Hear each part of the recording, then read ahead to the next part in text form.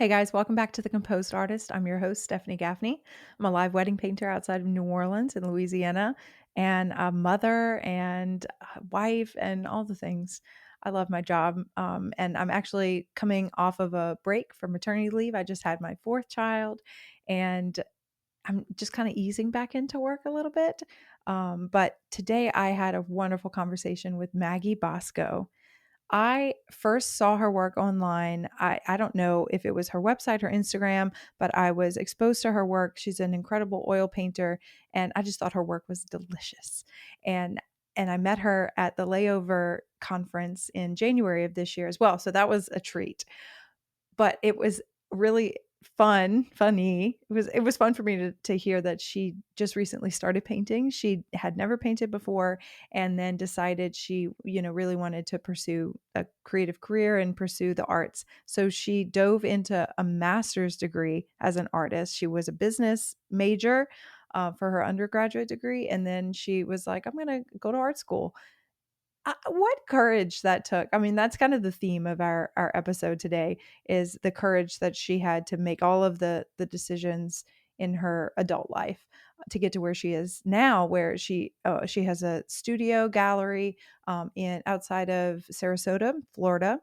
She lives in Bradenton, but Sarasota is kind of the area where she's at. She teaches classes too. You would never guess that she's only been painting for a handful of years. It's incredible. She's very sweet, and I really love the conversation. So, without further ado, let me introduce you to Maggie Bosco, my new friend. Maggie, thank you so much for coming hang out with me this morning. I'm delighted to talk to you about everything that's going on behind you, obviously, in your studio. It's so beautiful. I love to chat with artists who are like cruising as a live wedding painter, but also you create your own original work and you have your own studio. And so I want to know how this has worked, how you've gotten to where you are now. So please introduce yourself to the listeners and tell us your story, how you got to where you are now in your studio. Awesome. Thank you. I'm so excited to be here. I'm Maggie. I honestly was not an artist my whole life. I was very crafty my whole life, but I never really pursued painting. I never took it seriously because I've listened to a lot of your podcasts, and it seems like everyone's story is kind of similar, where Common thread. your parents are pushing you to do a career that's going to make you money. Mm-hmm. So I actually majored in business in undergrad. I'm from New York originally, living in Florida now. I went to Geneseo, upstate New York, just kind of like going with the flow with business. I minored in marketing because I felt like it was a little bit creative for me. Didn't know what I was doing after undergrad. I did the Disney College program actually for a semester because I didn't know what I was doing.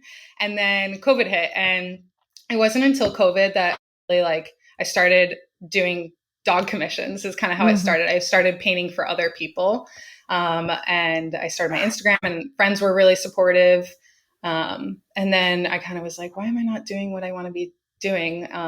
Let me take some online classes while I was back at home. And then I was like, I want to go back to school, but I don't want to get a whole other bachelor's degree. So I looked into MFA programs, and I built up my portfolio while I was living at home during COVID. And then I applied to grad schools, and I got into PAFA, Pennsylvania Academy of Fine Arts, in Philly. And I moved to Philly. I didn't know anybody. And I never I took 2 art classes before that in college. They were watercolor classes actually.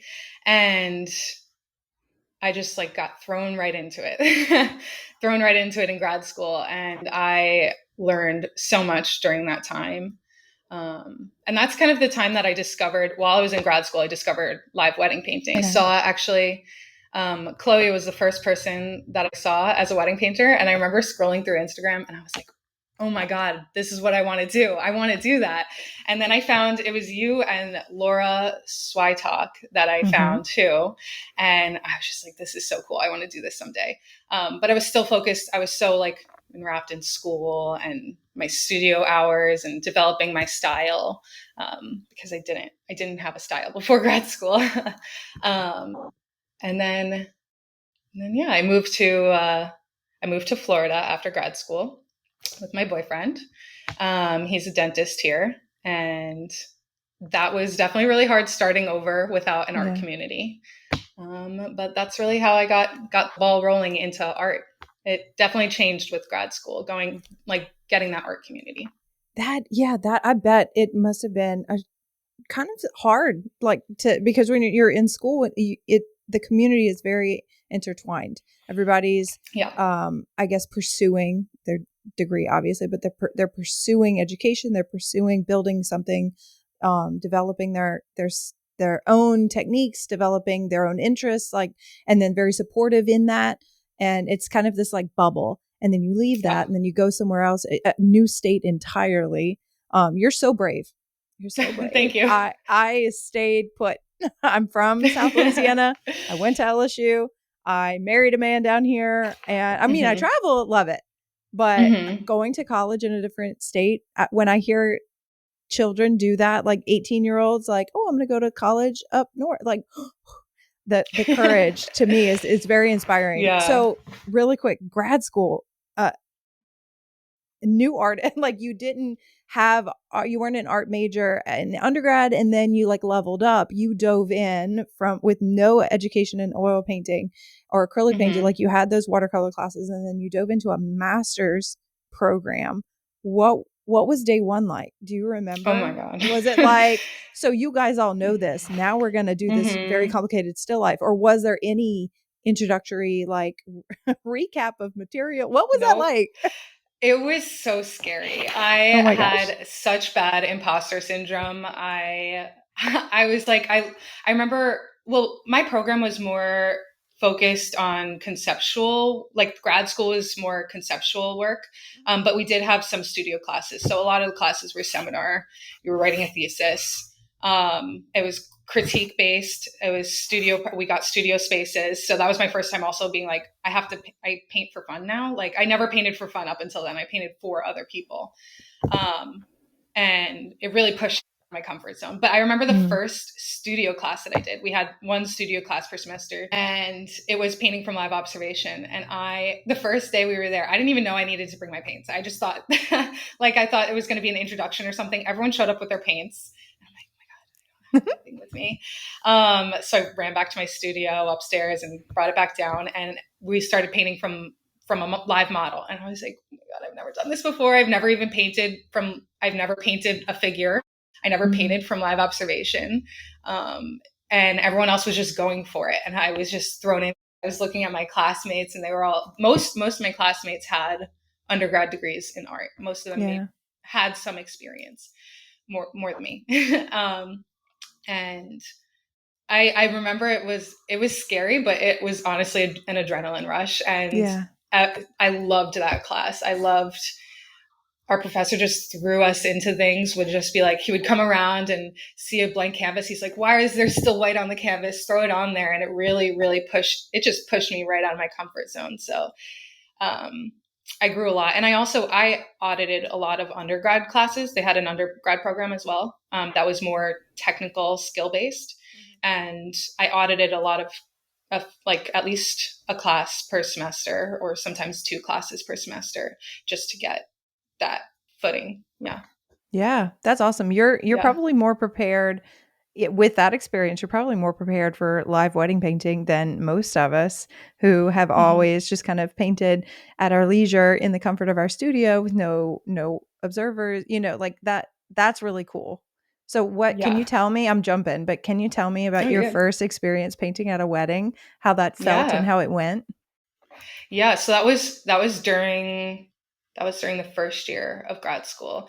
And I it was because I mentioned to my friend, I said, look at these girls on Instagram. And I think I sent her Chloe's Instagram account, and I said, I want to do this someday. And she's like, oh my God, she supported it. And she goes, my her boy, they're married now, but her boyfriend's brother was getting married, and she was like, do you want to paint it? And I met them at a party once, and then we were talking about it, and they were like, yeah, I'll hire you. I thought it was a joke. Yeah. And I charged them like next to nothing, because it was my first one, and you need practice, and it went really well. I got an adrenaline rush. Definitely, it was like a rush of everyone. Everyone was like wowed by the experience, even though I was like, not good right Yeah. now. um, and looking back, I mean, the people, I painted them like this small because I was trying to get so much in this space, and it was definitely a learning curve. But it took me. I only did one painting that year, and I didn't post about it the whole time. Like I just kept it in my studio at grad school, and I kept working on it when I had time. Um, and that was that. And then from there, after I posted it, it was mostly word of mouth. I had a really good community up in New York and Philly. Like Long Island's a tight knit community. Everyone knows Yeah. everyone. So Yeah. it kind of traveled quickly, word of mouth there. So I got bookings from friends of friends and everything. And I think I did like 10 that like that last year of grad Nice. school. Yeah. Yeah. And then, and then moving to Florida changed a lot, definitely. Yeah, But how that's did how I that got into it. go? Fellow entrepreneurs, listen up. Let's talk about protecting your business. We all know that having a solid contract is essential, but drafting them is daunting and can be very expensive. I'm an artist, I'm not a lawyer for a reason. That's where the legal page comes in. The legal page offers attorney drafted contract templates tailored for creatives and small business owners like you and me. Whether you're a photographer, an artist, a business coach, a designer, or an event planner, or what have you, they've got you covered. These templates are easy to customize and come with very clear instructions that include free future updates. That's huge. I was honored to be asked to review their live event artist contract, and it checks all the boxes for me. Don't leave your business vulnerable. Invest in peace of mind with the Legal Pages contract templates. So, if you're ready to get your business legally legit, head to the show notes and click the link to save 10% off any product in the shop, or use my code StephanieG10. Again, get your business legally legit with a Legal Page contract today. Oh, how did it go? Going from having a reputation, having word of mouth, friends telling friends, oh, sharing the experience, whatever, going from New York all the way down to Florida. How did your marketing have to change? Because you said you kind of really invested your time and dove into it when you got down here, down to Florida. Yeah. How did that shift? Was there like a lull? Did you have to go out and do like bridal shows? Was it a lot of online? How did that work? Yeah, it was really tough. I when I first moved here, I feel like I just had no idea because in the past, as you said, like in school, you're in a bubble community, and both times I moved away, I had a community. So I honestly didn't. I had a really lull when I first moved here because I wasn't getting as much inquiries in New York because I was away, and I didn't know anybody here. So I didn't really put myself out there because was really like sad when we first moved here. Like I felt like I felt a little bit lost, and I didn't really. It was about a year ago that I did my first, a little bit less than that I did my first bridal show, and then that it was good. I have maybe only 2 bookings from that, but I had people on my newsletter from there, and I guess they told people. Then I started. Then it wasn't until the layover this year that I really I got Honeybook, and Yeah. I realized, okay, I need to start reaching out to planners. So it wasn't until honestly layover that inspired me to okay, you got to get out of the house, you got to put yourself out there more and Yeah. make the connections yourself because they're not going to come to you anymore. Yeah. So I know, in person and online, both. It takes repetition. It takes confidence. It takes kind of yeah. this mentality of not being afraid of making a fool of yourself, if that makes sense. Right. Like just if you don't like it, that's fine. If you don't, I don't know. It just takes Mm-hmm. courage, and you are It very does. courageous. I'm Oh, very inspired. I want to go do something thank scary. you. Starting this Thank you. podcast was scary. I was like, you got to Yeah. be willing to, talk and Yeah. make a fool of yourself, and but it gets easier, it gets better, and then it's like, oh, this is fun. This is a fun challenge. Yeah. You have done residencies. Tell me about Yeah. your residencies. I want to live vicariously through you and your travels. Yeah. I mean, that's something scary that you could do. Yes, abandon all If you my ever want. children would be more scary for my husband. You could bring families on some of them. Like I there's certain know. ones, but it's a lot of Dude, work. I wouldn't be able to I wouldn't I can't Yeah. mom and Yeah. art. I can't do it at the Yeah. same time. I wouldn't want Yeah. to. But anyway, tell me Yeah. about your experience.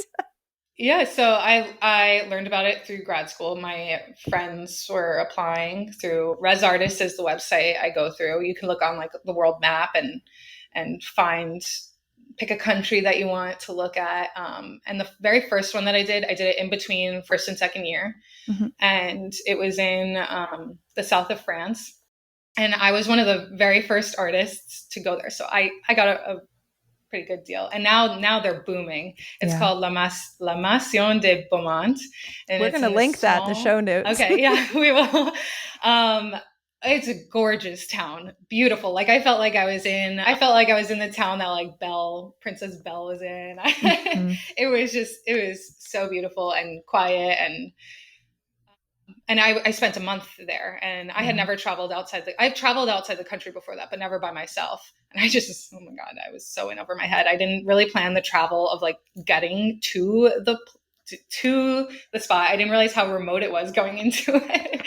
Yeah. It was kind of a scary experience with like all this crazy stuff. But since they were new, I was the only artist there, so it wasn't really community based at the time. Mhm. Now they have like 6 or 7 artists on site, and they actually have like a painting studio. Before it was a studio, and it was gorgeous. There's some pictures on my website, and I think it's called La Masion like collection. At the very bottom, you can see like the inspiration and the space that I was in. But it was just great. I just painted. They had a bike for me to ride.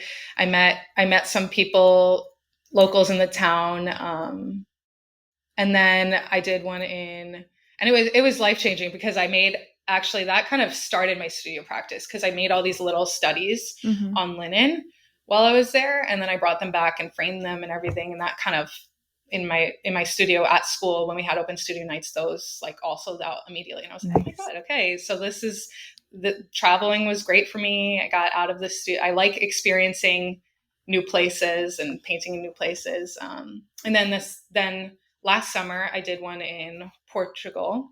It was in again a small town, Ferreira do Zezere. I'm probably pronouncing it wrong, but that one was so fun for community aspect. I was with like 9 other artists from all Mhm. over the world.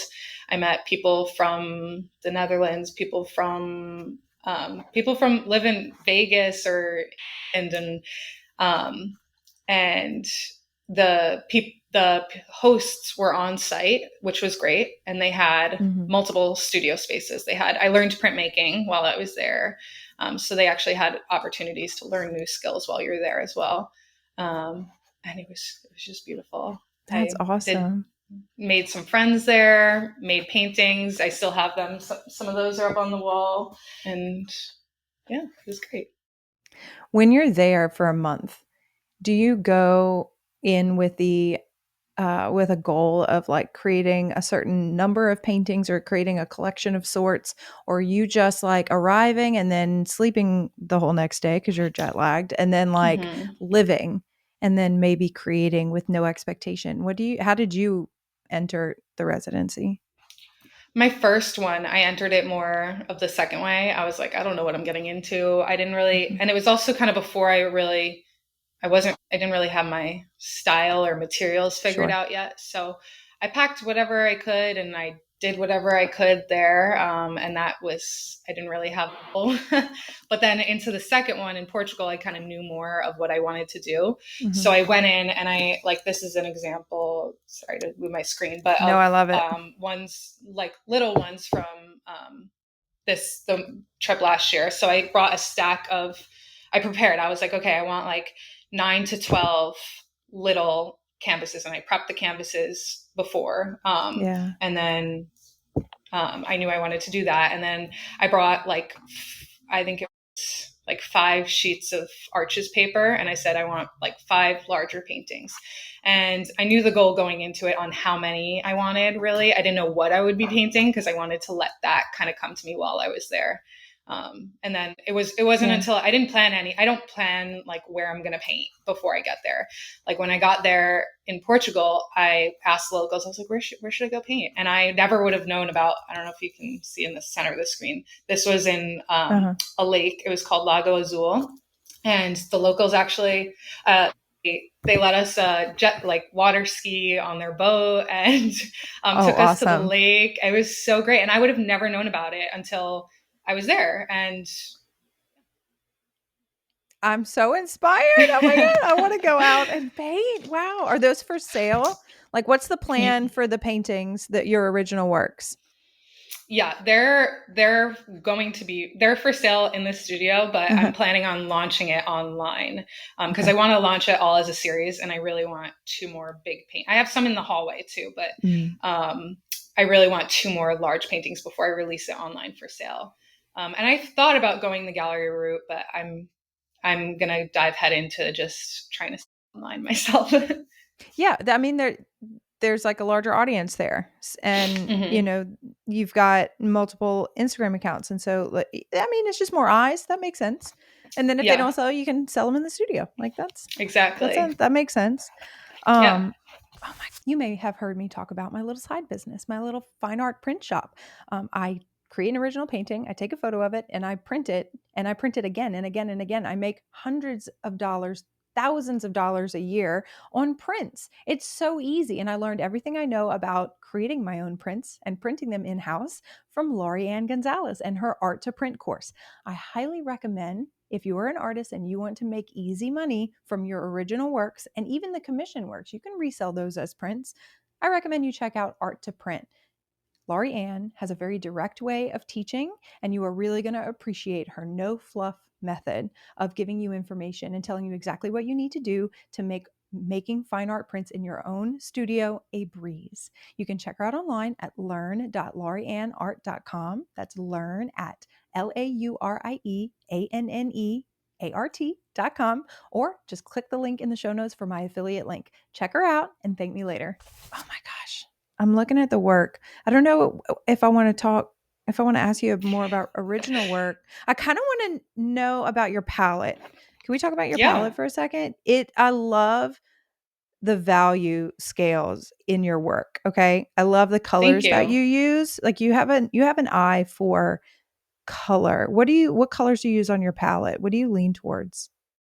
I lean, it's kind of always changing depending Mm, on where I'm painting, but I use a lot of Prussian blue for my mm. Portugal painting. But I always kind of have ultramarine, raw sienna.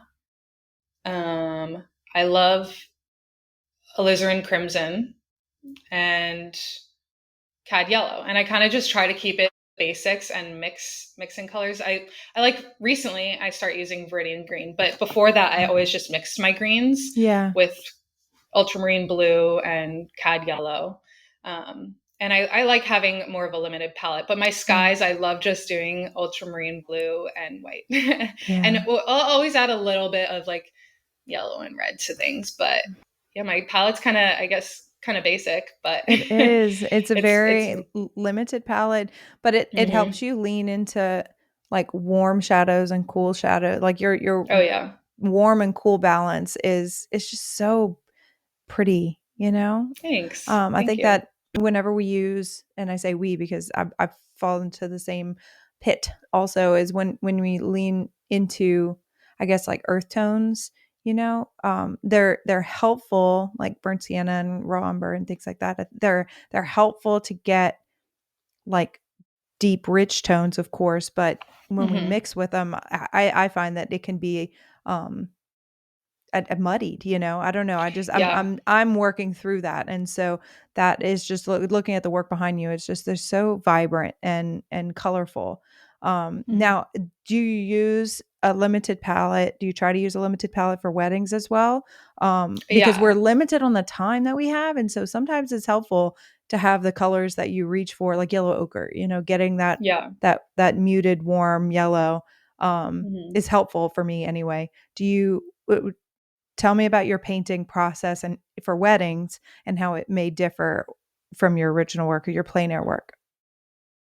It's actually, I feel like it's pretty similar. I probably should change it up so I get a little faster, but I like to, when I'm in the studio or plein air painting, I like to Mhm. mix my palette, almost not fully, but like get like at least six colors, six big piles of color Yeah. mixed on my palette before I even start painting. And Mm. I do that at the weddings as well, but I do, I guess, less. I'll mix like three main colors. So I'll kind of look at a scene in the wedding and I'm like, all right, there's a lot of bluish gray here. I'm going to mix that main bluish gray. I'm going to mix the color of their skin tone and the color of the flowers Mhm. and like try to get like three main colors done rather than doing the whole six, or sometimes I'll mix like 10 colors on my palette before I'm painting in plein air.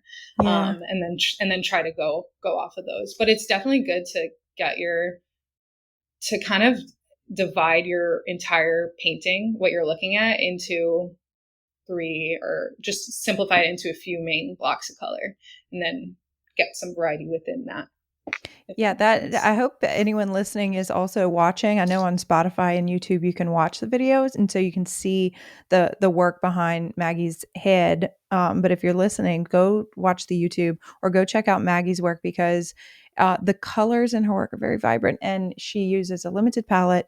And I think that we can learn a lot from each other studying color. Yes, you've Yeah. got color tubes of paint like hundreds and hundreds of colors, but just using primaries, the paintings feel so much more coherent whenever you like establish warm middle tone, like middle value tones, and then Hmm. cools, and then, just enhance contrast. Um, I've learned. I'm learning from you. This is so exciting. I love talking about this. What is like a hard lesson, like maybe a mistake that you made when it comes to wedding paintings? Like, let's talk about weddings because when it's original Yeah. work, like you have time. You have time. There's Yeah. no pressure. There's likely not many faces. It's not for anyone. It's just kind of the pressure is different. It's more internal, like what you're trying to achieve for you.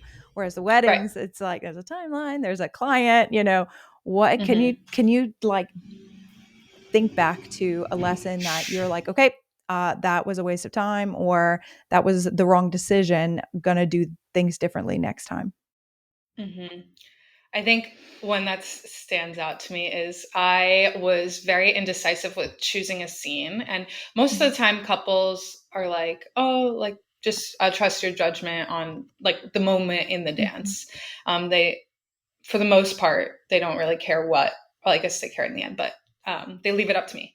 Yeah. And I was so indecisive this one time. I couldn't decide between these two moments. And usually I actually send a screenshot to my boyfriend and he's my like soundboard. And I'm like, which one do you think? But I had no service. Oh no. And I was like, I needed help. So I asked, this guest came up and I asked her what she thought. And it was between a dip and like a lift. Mm. And the lift was good. I loved the dynamic of the lift, but my reference wasn't the best angle on his face and everything. And she was like, "Don't do the dip. It's basic." And I listened to her, and I was like, I Mm. knew I should have gone with my gut because composition would have been stronger Yeah. if I had done the dip. But I listened to someone else's input rather than my own gut, and then I really regretted it. But Yeah. the couple still loved it, and it came out. It was definitely, it made my job harder too because I had to mesh another reference Hmm. photo with it. Yeah. But it did. It came out great in the end. It was just it made it hard, and midway through the process, I was like regretting things, but worked out. But now I Yeah. know, I'm like, okay, go with either your gut or only the couples. Like maybe ask. Sometimes Absolutely. I have had time to ask the couple, like show them the reference photo and Yeah. see what they like. But Absolutely. yeah. I know it's like the job is you have to make a million small decisions. And so Mm-hmm. if that decision fatigue trips us up. So Mm-hmm. as many decisions made ahead of time as possible. That's helped me for sure. It's helped me with confidence of like moving forward with what I just need to do. I just need to put that on there, and no sitting there like, oh, should I do this or should I do that? That's it. It's always the jobs where you walk in. For example, this past weekend, the wedding that I had, it was raining and it was tented. The reception was tented, but they had to kind of cram all the tables that were in the courtyard, to like cram everything under the tent. And everything behind me is like a long tent, and I'm looking at the dance floor, and it's very simple. The floral arrangement on the band wall, just like this wall of pink flowers, and then the design on the floor and a chandelier, and that was it. So it was kind of like compositionally simple. And then behind me, they had candles and warm, create like casting warm glows on these big pink chandelier. I mean, centerpiece balls, and it was just more interesting, paired with like velvet blue couches. And there was more going on back there than there was on the dance floor, but I needed to paint the dance floor. And so it's like, okay, how can I like pull some of that in without it looking I guess too patchy. So just like the all of those and then the reference photo, I had chosen like 2 or 3 that worked from like stills from the first dance. And I eliminated a couple of them, and then I was waiting for my turn to ask the bride which one she liked better. And the photographer, they were taking pictures by the cake. And the photographer had this big light, and she lit them up while she was taking pictures, and they kind of posed, and the bright light and the pose was just more flattering than the pictures I took. And so I kind of picked up my phone and took a little video. And I've learned that working with it, like taking a video gives me more stills than Yeah. trying to get that one photo. And so when I had my turn, I walked up, I was like, look, I got these pictures from the dance, but I think you're going to like, she was like, oh my gosh, yeah, look how great we look. I'm like, well, no kidding. The lighting's better. It's clear and crisp. Y'all were standing Mm-hmm. still and posing. Mm-hmm. So sometimes, yeah, sometimes it just works out. But had I not gotten that shot, then, I have to make it work, but also with the lighting, Right. because, Oh, yeah. when you get there a few hours ahead of time, the lighting is different in the room. If you're outside, the natural light changes really quickly in the evening. I don't know, just a lot of decisions. So I can Yeah. completely agree with that struggle. That's also a huge lesson. Like Mm-hmm. I've started paintings too early, where like Mm, in a ballroom with huge windows, and I'm yeah. like, oh my god, the sunset's beautiful. And then by the time they come in, it's all dark and night sky, and the whole entire vibe is different. So I've Yeah. learned to wait long. I wait a while to actually start. Like I'll sketch out my composition, but I wait to even mix colors Mm-hmm. until it gets to a point where I'm like, okay, it's dark now, or changing something like that. Yeah. Do you try to I don't want to say try, but do you allow yourself no pressure to finish it by the end of the night and intend on working more in the studio, or do you really try to get it feeling like a finished composition, finished painting by the end of the night? What's the goal? The goal is to, I've also learned that people care most about the couple Yeah. looking like them or just being there. But my goal is to kind of get them mostly finished. I still touch Mhm. up in my studio and will adjust lighting, and the background just blocked in. I don't finish at the weddings. I would like to make that my goal eventually. I think because I get faster with each wedding that I do. Yeah. But I'll add, if they want guests in the background, I add the guests in the background in the studio. But I try my hardest to get as much done as I can at the wedding, because I know that's what live wedding painting is. They want to see it happen, but it depends on the painting. So, but Mhm. by the end of the night, the couple's in there. And the background, you can kind of get you can get the feel of the painting, and Mhm. I'll done the details on their faces, even though it might change back in my studio.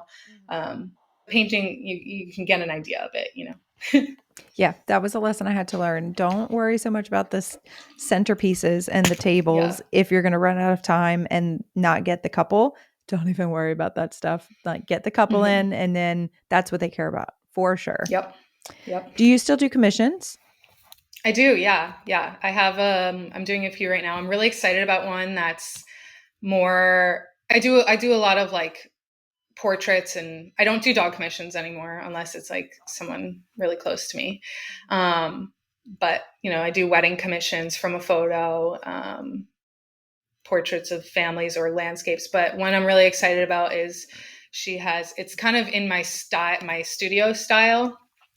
She has a view through a window of a resort that she stayed at, and I love doing like a mix of interior, like through a window space, like having something in the foreground, like a window, and then a landscape in the background. And she's kind of letting me be loose with it, and it's more. She likes my loose style, and I love commissions like that. So I'm really excited for that one. And I've done like house commissions, and then Mm-hmm. yeah. Have you always worked in oils, or did you ever try acrylics? I started in acrylics. So this was honestly in college. I started in my sorority. I started painting in acrylics for like banners. I was like the banner girl. Yeah. and and then I did my very first commission was like of the Duomo in Italy, and that was my first like ever commission, ever lands, like really like cityscape painting. That was acrylics, and I worked very slow in that. And I like acrylics. I like acrylics for painting quickly, and painting in layers. I love painting in layers. Mm-hmm. Um, I love the messiness of oils. So once I Yeah. started going into oils and playing, it allows me to play with the paint, I think, more. Yeah. Then I kind of didn't want to go back, even though I still paint in acrylics sometimes. Mm-hmm. Have you ever used acrylics for your wedding paintings? Because your oil, like your style, is just so delicious, and it Oh. lean. I mean, it's the oils. It's your skill, obviously, but Mhm. the paintings, you could tell. Like I can tell the difference between an oil painting and an acrylic painting by the way the paint sits on the canvas and how the layers Mhm. they just build up. Like layers of a Mhm. cake. It's just. Have you ever used Yeah. acrylics? I have for the base layer. So there were a few paintings that I was. Honestly, it depends on my mood, but I'll bring Yeah. acrylics, and I start if I want to start the painting, if I'm ready to start, but I don't know if the colors are going to be right, I'll block in, do the same technique, but with acrylics so that Mm, they'll dry. yeah. I never paint the figures with acrylics, though. I always paint. And if I do paint in acrylics as the base layer, I always paint over it fully in oils. It just kind of helps me get that base idea in, and just put Yeah. colors down, and then I'll be able to paint over them. So Oh sometimes I yeah. do start out, but I won't paint for I don't paint for that long with the acrylics. Absolutely. And I Yeah. recommend whenever somebody is asking how to switch from acrylics to oils, using acrylics, even just like a monochromatic like value sketch. Yep. Just like create the blueprint for the composition in acrylics, get it on there, and then you're just like painting by number. You're Hmm. building at that point. You're not having to make any decisions about changing, just changing composition. You're not having to remove anything. You're not painting anything in the background that Right. you're going to paint over. It's just it may feel like you're adding work, like you're creating more work, but in the end you're saving time because Oh yeah. you have a plan. Like I do Yep. love having a plan. Do you, for your original work, do you start with just kind of a rough sketch and just like apply paint, or do you do an underpainting? Is it a fast process, or are you a slower painter when it comes to originals? I'm really fast with my originals. Actually, those are way faster. Even like the big ones Hmm. here. Like I paint that one I painted on site, but I'll start with like a underpainting of an earth tone color. I like using burnt umber, burnt sienna, like a very thin wash, and then Yeah. I'll sketch it out with that earth tone color. And then I just go for it. I go for blocking in colors, and then if I don't like it, I'll paint over it the next time. Yeah. But yeah, a lot of it is just, well, I don't really do it slow process. I don't do it slow. I've learned to just go big and go bold until you until like an image starts forming, and Yeah. then you can make changes later. You can wipe off, like I'll wipe off paint. I'm just so messy with the studio paintings that I'll take, even I'll let it dry and then I'll sand it down and Yeah. change certain parts and let the sanded part show through. So, I try to just have fun with them. Like these two though are acrylics. I did those on when I did those on site in Portugal. They were acrylics because I was traveling Mhm. to a place and I didn't want to bring my photos. Um, but yeah, it's not a very tedious process in my studio. It's Yeah. very messy. That sounds really exciting. Yeah. Do you want to talk about like building your studio? So I moved into this studio space in June, and I Mhm. had a different studio starting last year when I got back from Portugal. Before then, I worked in my guest bedroom and in my apartment, and then I my next studio was kind of in a hallway of like this like business building, and it was like fluorescent lights, like gray Mm. carpet, and it was just not inspiring to me, and nobody really came to it. So I moved here, and then it was I was on a budget, so I had to, and I love building things, so I built a lot of my furniture. Like I built the it took me a while to move in here because I was on Facebook Marketplace looking at things. I was at Home Depot building like shelving Yeah. units, a bench, um, shelves on my table. So it definitely took a while. And I built an easel wall on like kind of, I saw like Teal Duncan and who else? Blake. Her They're fun. Instagram's Blakely Made. Yes. And Well, her I name is saw Blakely.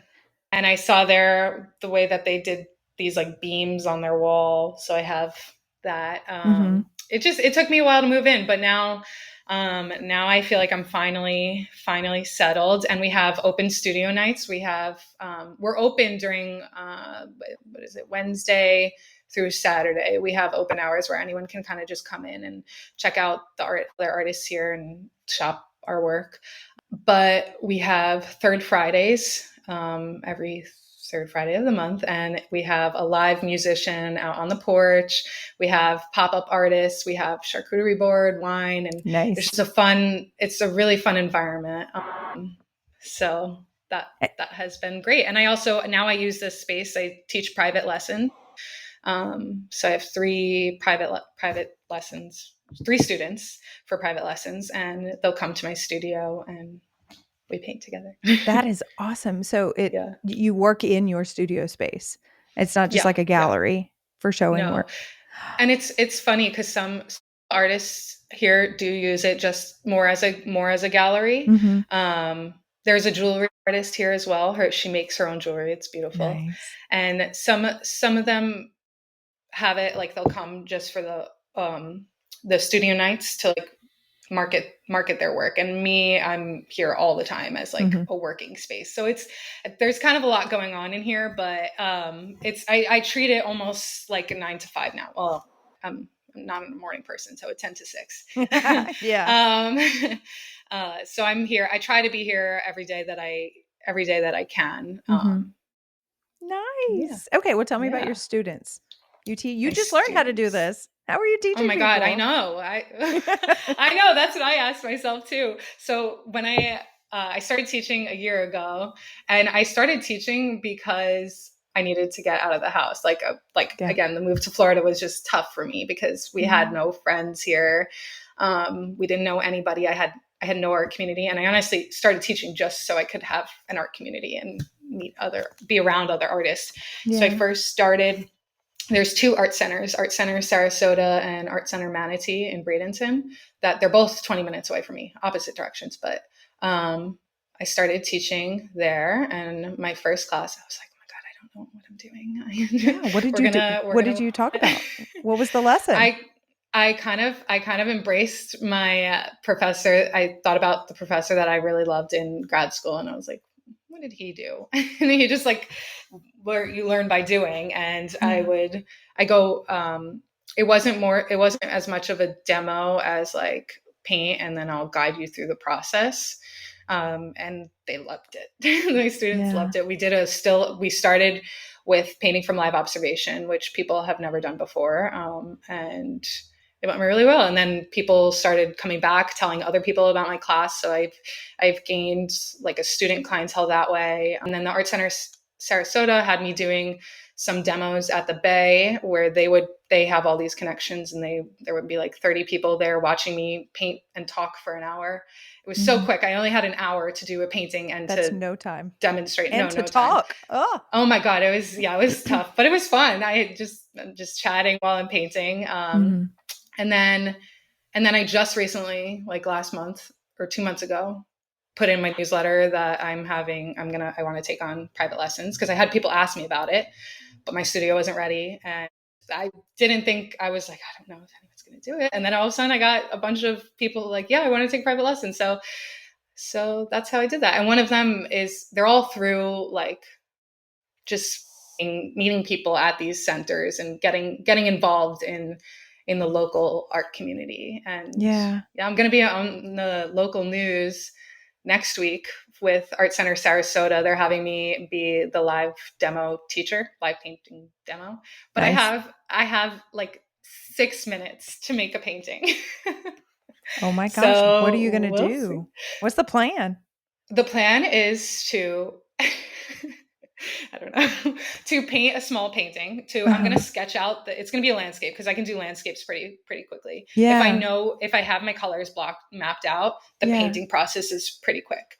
Wow. So I'll have the scene like sketched out in my underpainting color. I'm probably going to do like, I don't know, 9 by 12 or something small. Yeah. And then pre-mix all my colors, and then when it starts, I'm just gonna go for it. And there's someone with me like at the art center that's being interviewed, so she's answering all the questions and I'm just kind of there painting.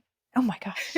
Yeah. Good luck. Yeah, I thanks. I hope you share that when it comes out. Like, share the link where we can watch it, share it on Instagram, see if they can send you the clip, Yeah, and you could share that and use that as content. Oh yeah, my gosh, 6 minutes. yeah, You could do yeah. it. It'll be fine. Yeah, it'll be fine. That's what I say. When anybody kind of has any requests for me, I'm like, yeah, I could do it. I'll make it happen. So brave. What? And I don't actually know if I can. I'm like, I like the challenge. Yeah. Yeah, yeah, yeah. What a fun life, man. And so now you're a professional Yeah, artist and you paint and you travel and you paint yeah, fun things and landscapes and you paint at weddings, which is a really fun gig. It's also yeah, like good paying. So it's great. You can make yeah. a living doing this is awesome. Do you have any advice for artists who are like early in their career or I guess being pulled in multiple directions? Like it would just what advice do you have for people?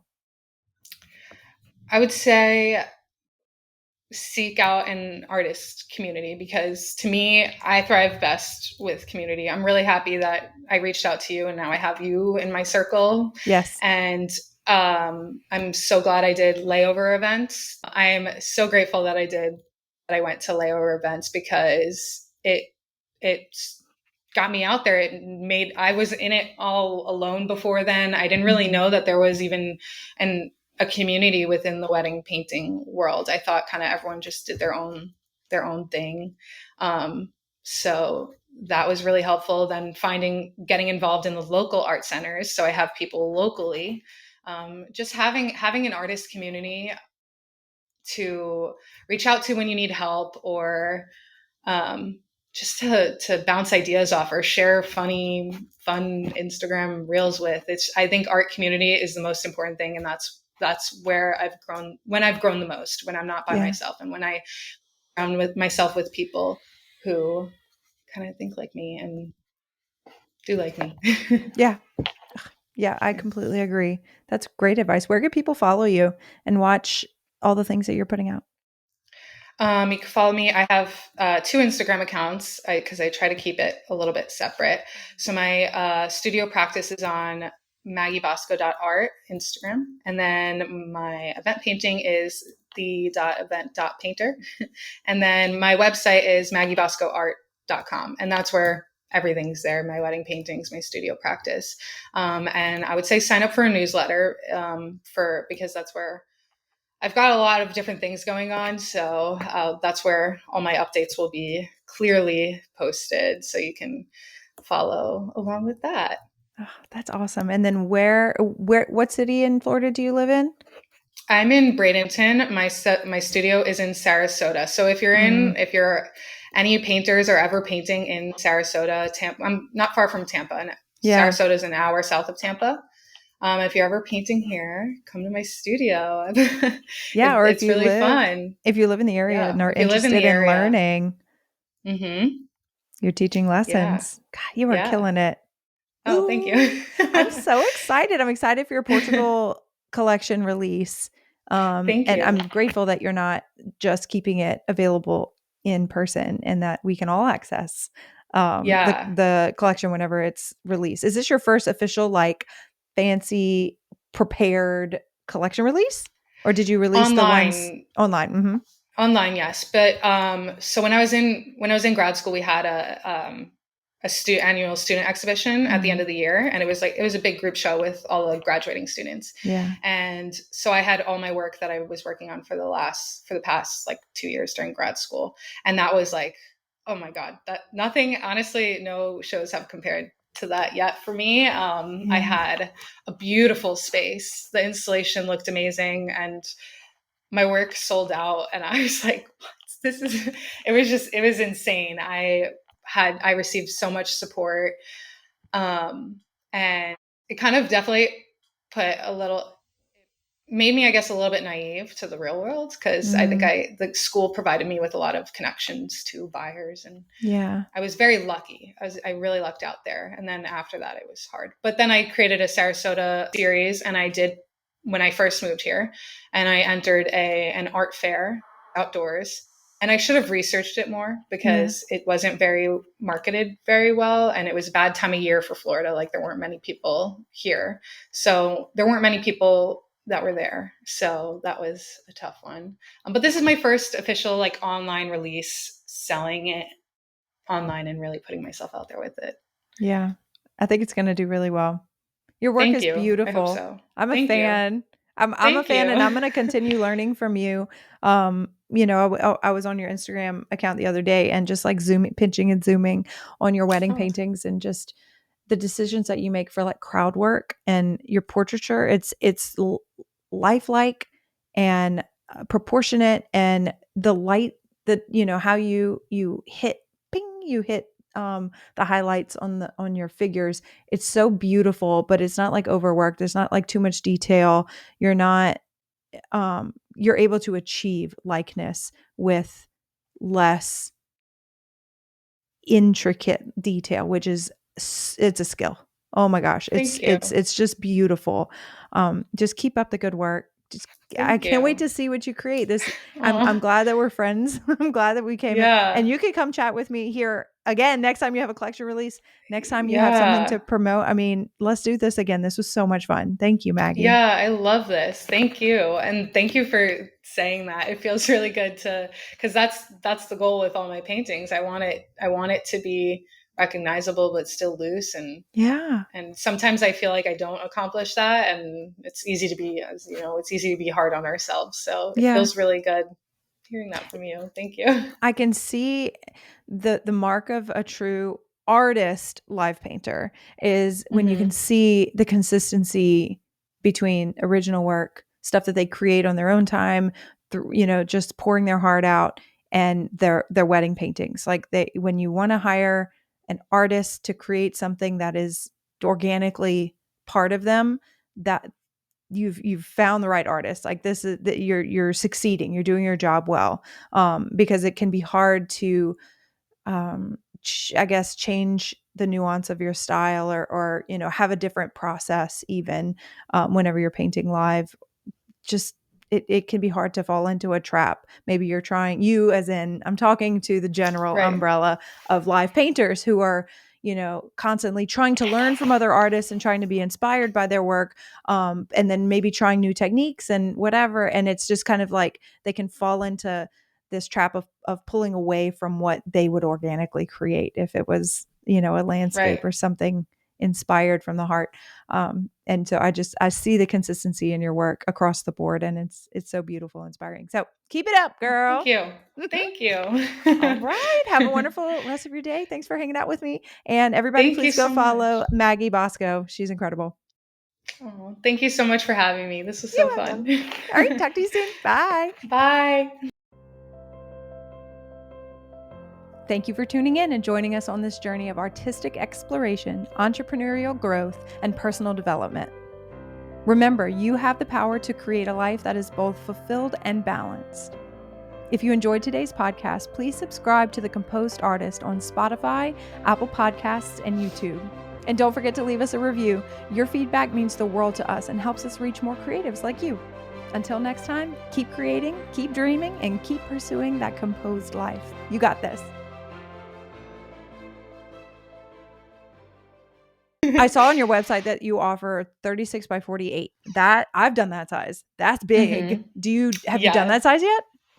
Not yet, but I just booked. It was actually a last minute booking.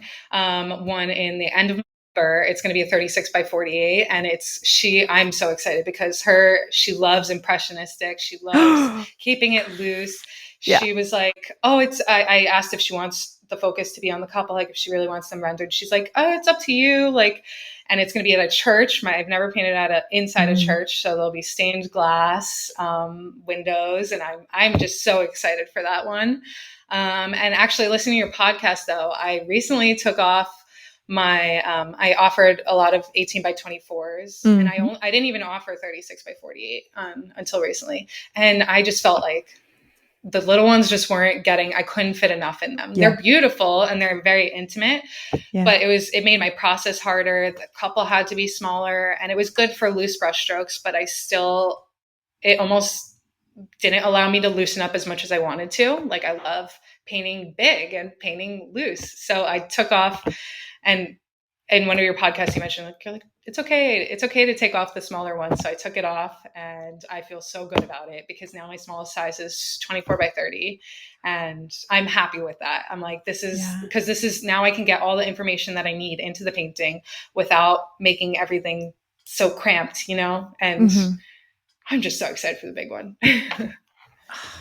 Yeah. Do you have any advice for me going into live wedding painting that? Use big brushes. Use big brushes and block in, like scrub those like in a church. I imagine there will be like arches and windows, and like plan the light coming through the windows, plan the architecture just in big. I've painted a lot of churches, and you start with the big shapes and get the lines straight, and then figure out how big you want the people to be. And the pews are simple to paint. Pews are simpler, especially at the right perspective. Pews are simpler to paint than you might think because it's a lot going on. But in the end, you just kind of you squint and you see the value block of all of the pews on either side. And then, maybe you put some flowers in the front, like you zhuzh it up however you want, but like definitely use a bigger brush, scrub in those value blocks. And then then the painting kind of feels like you could see it. And then you add the detail, like just like you would do a plein air painting. Simplify, you got it. Yeah. That's all painting is, really. Is it vertical or horizontal? She hasn't gotten back to me on that yet, because originally she had thought about doing it vertical because the windows are really tall. So we'll see what she says. I would say hopefully it's vertical just for the composition. It is easier. In a church, you've got the wings, like the portrait's in the center, and then you've got the wing. You've got all this space to. It feels like, oh, this isn't the right format for a portrait. But vertical, I would use like an H frame and then like raise it and lower it as needed if you have one. Because anything, my plein air easel is too wobbly for a canvas that size.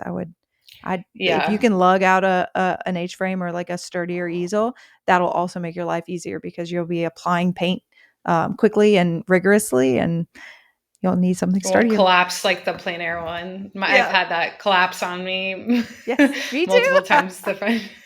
I'm very rough with it. Very fast. Me too. Yeah.